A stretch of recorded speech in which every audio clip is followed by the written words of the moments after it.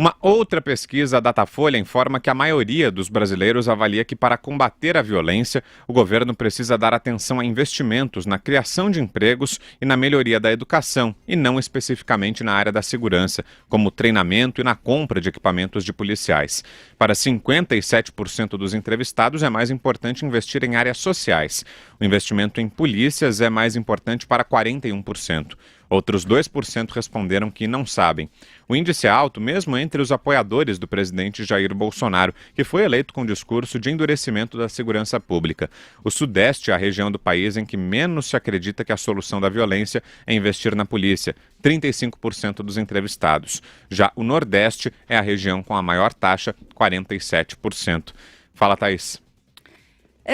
Eu acho essa pergunta do Datafolha, ela já parte de uma premissa errada. Eu acho que até um tantinho populista, sabe? Porque não se trata de optar entre justiça social e repressão, não é disso que se trata. O investimento em educação, essa coisa específica, e não esse genérico investimento no social, etc., esse, sim, é certo e dado que funciona, porque aumenta a igualdade de oportunidades, não de resultados, de oportunidades. Agora, nos crimes contra o patrimônio, o que se busca é o lucro, é a oportunidade do dinheiro rápido, do dinheiro no bolso, correndo os riscos que se corre. Daí entra a tese do Gary Becker, que é aquele prêmio Nobel de Economia, que ele diz que o cometimento de um crime é um ato racional. O indivíduo faz o balanço. Se ele achar que vai dar para ele, que ele vai se dar bem, ele vai. Se ele achar que ele não vai se dar bem e vai pegar uma cadeia, então é provável que ele faça as contas e desista de ir. Então, o que funciona no combate à criminalidade é, antes de tudo, a certeza da punição, não é? Eu acho que é isso. Eu não gostei dessa pesquisa, não gostei da forma como a pergunta foi feita. Eu acho que ela faz as pessoas responderem de forma inadequada e não precisa. Você concorda, Alan? Perfeitamente. A pergunta foi muito mal feita. Dessa vez eu achei a pergunta, li a pergunta e tem um viés. Coloca como excludentes. Investimento em educação e segurança pública, quando na verdade não são excludentes, podem andar juntos.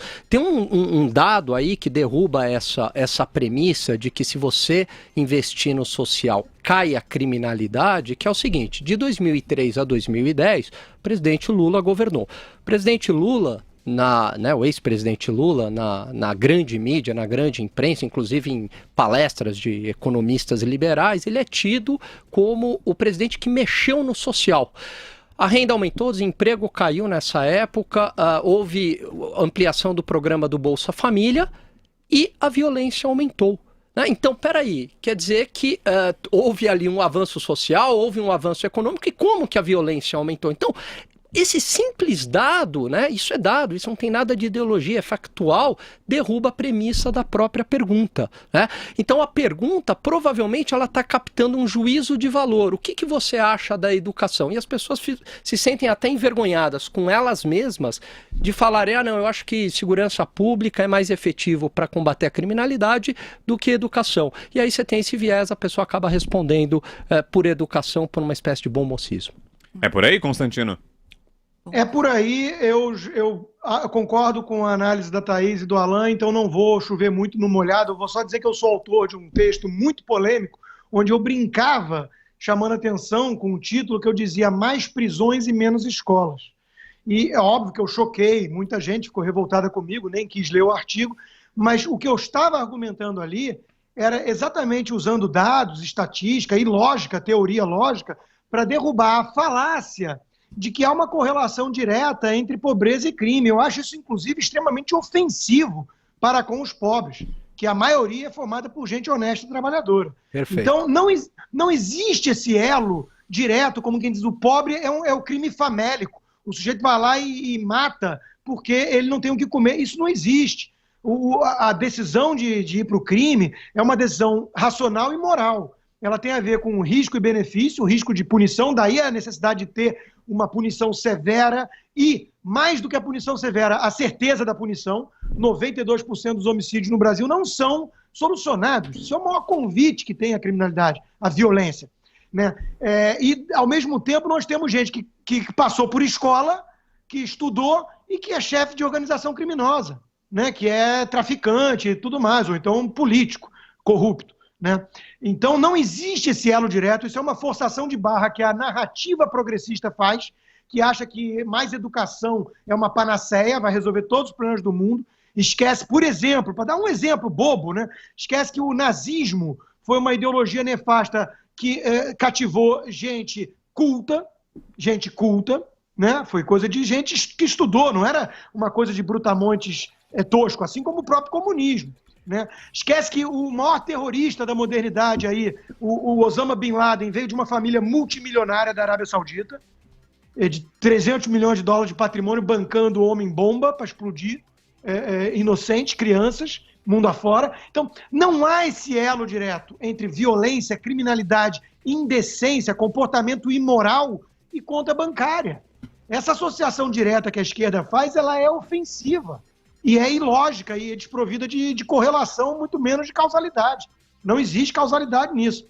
E a repressão funciona. Nós estamos falando agora sobre isso num ano em que, graças a muito mais medida repressora da polícia, recorde de apreensão de droga e arma, mais policiamento ostensivo nas ruas, chefe de quadrilha e facção criminosa isolado em presídio, graças a isso tudo, 22% a menos de homicídios no ano. 8 mil pessoas a mais que estão vivas do que estariam se a estatística fosse mantida.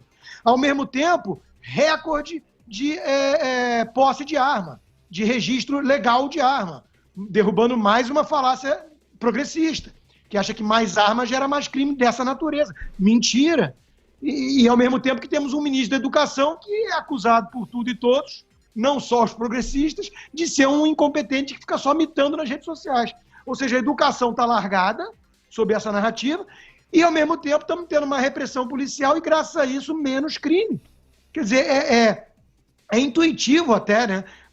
Se o crime é uma escolha, valores morais dizem muito respeito à criminalidade, porque é o freio interno, e punição, certeza de punição e punição severa, é o freio externo. Então é meio evidente isso. Tem muita gente honesta nas favelas, a imensa maioria. Vamos lembrar disso.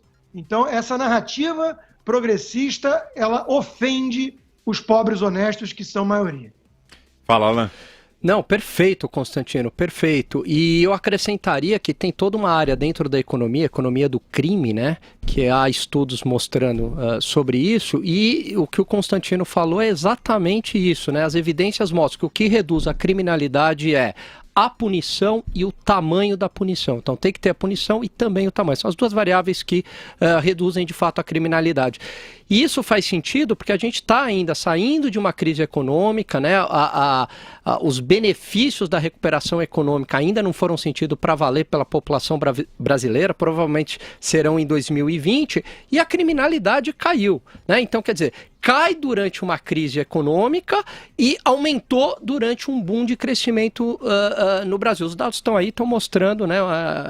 Cai por terra essa premissa russoniana.